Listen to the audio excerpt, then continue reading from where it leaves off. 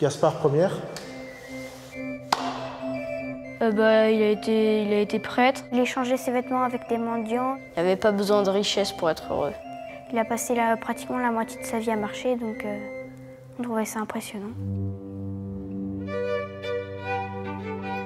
Né à Montfort-sur-Meux, près de Rennes, Louis Grignon est le second d'une famille de 18 enfants.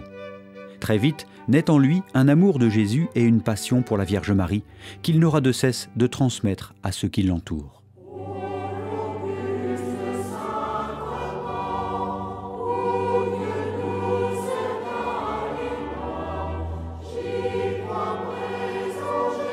De Rennes à Paris, de Poitiers à Rome, Louis-Marie marche infatigablement en quête de son destin.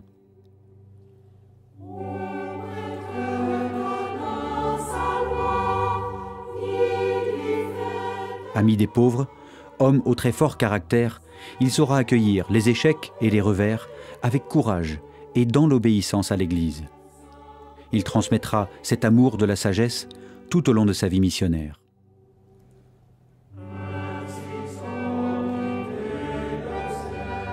Il avait une certaine personnalité, lui aussi, grâce peut-être à son père, personnalité forte, voire colérique. Mais il a beaucoup travaillé sur son caractère, grâce aussi à la présence douce de sa mère. Le père de Montfort était un élève très sérieux, très studieux. Il n'hésite pas de manifester son caractère et aussi sa personnalité. Une personnalité audacieuse, libre aussi, tout en étant un adolescent. Donc il se rend compte que dans les cours, il y a aussi des riches, mais il y a aussi des pauvres. Donc il voit un garçon, un compagnon pauvre qui n'a pas de veste. Il fait l'aumône auprès d'eux dans son collège et il lui manque une certaine somme. Il se rend chez un tailleur à qui il remet cette somme d'argent en lui disant « Eh bien, pour l'amour de Jésus-Christ, veuillez compléter, veuillez offrir à mon camarade l'habit qui le vêtira. » Il est devenu vraiment pour la foule le bon père de Montfort. Un homme convaincu, déterminé, mais très approchable. Donc c'est un homme qu'il avait, je dirais, le charisme de savoir toucher les cœurs.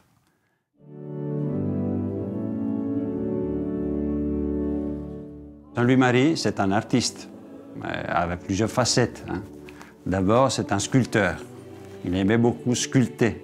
Et nous avons ici, à la maison natale aussi, deux souvenirs merveilleux.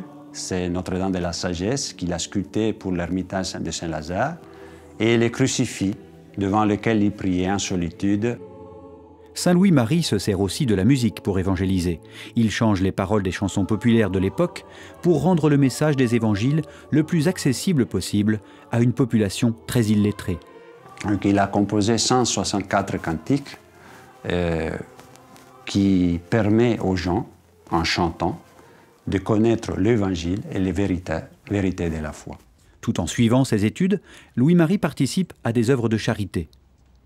À l'image du Christ, il voit dans les plus pauvres Dieu lui-même. À Rennes, il a ressenti un attrait, une vocation, un appel de devenir prêtre, de devenir missionnaire.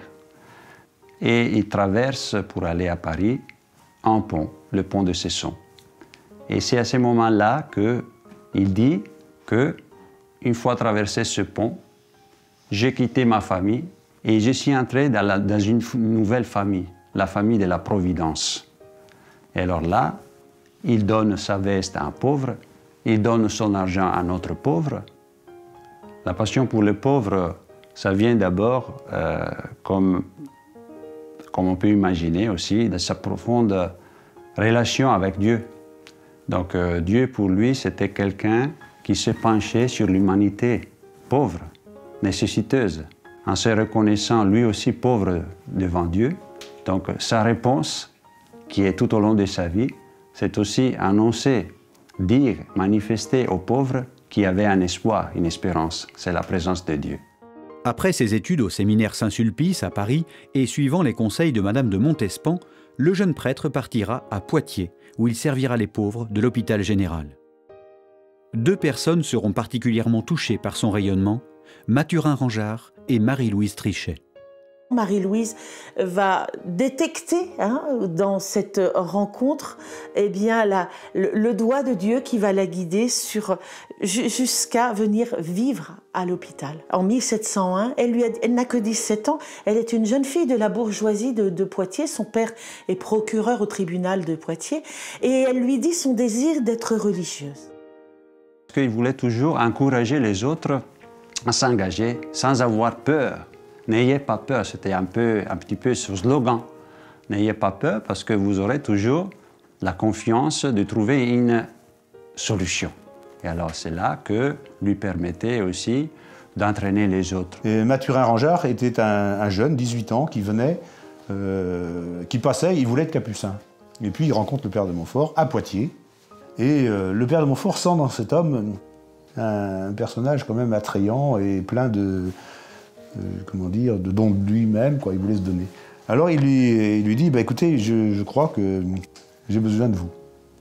Venez avec moi, dans mes missions, vous m'accompagnerez, etc.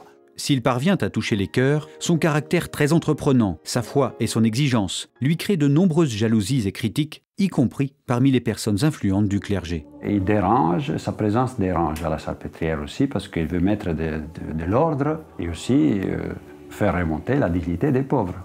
Et donc là aussi, il se trouve, un jour, il trouve sur son assiette un petit bout de papier, vous êtes mis à la porte.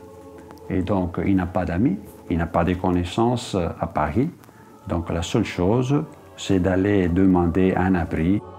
Il va vivre reclus sous l'escalier de la rue du Pot de Fer à Paris. On est en 1703. Et c'est vraiment rejeté de tous, dans une solitude extrêmement profonde. Et c'est là, ça demeure pendant 6 mois, en silence, en méditation, en écrivant aussi de belles choses. Peut-être c'est là qu'il a écrit L'amour de la sagesse éternelle.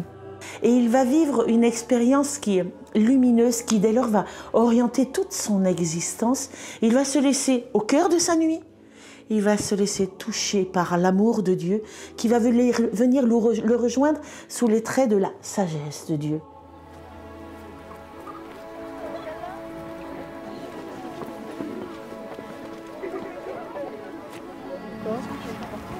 Puiser dans cet amour que tu as pour les hommes. Pontchâteau, c'est un lieu important, un centre, autour desquels il y a d'autres communes. C'est une plaine. Eh bien, pourquoi on n'érigerait pas dans cette plaine un calvaire? La bénédiction était prévue le 14 septembre, comme il se doit, le jour de la Croix Glorieuse. Et arrive l'interdiction.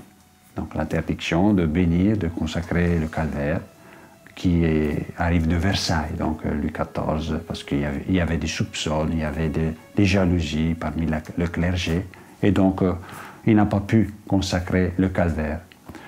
Et bon, il accepte cette humiliation comme une épreuve pour lui, pour purifier ses intentions, pour voir vraiment s'il était vraiment motivé uniquement pour la gloire de Dieu et pas pour la sienne.